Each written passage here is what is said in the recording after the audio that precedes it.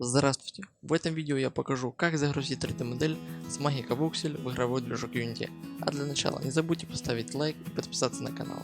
Начнем.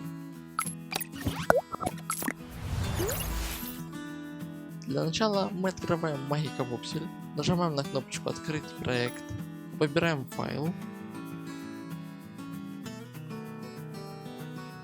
нажимаем на кнопочку Feed, далее нажимаем на Экспорт,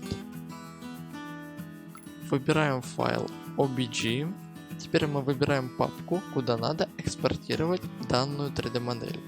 Теперь мы переходим в игровой движок Unity, открываем папку, куда мы экспортировали нашу 3D модель, и переносим два файлика, а именно файл OBJ и PNG в наш проект. Далее мы нажимаем правой кнопкой мыши по файловому менеджеру в Unity и создаем материал.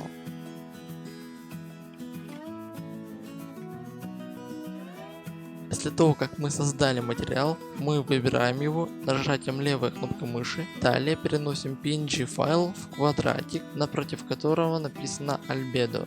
Созданный материал мы переносим на модель. Всем спасибо за просмотр, не забудьте подписаться на канал и поставить лайк.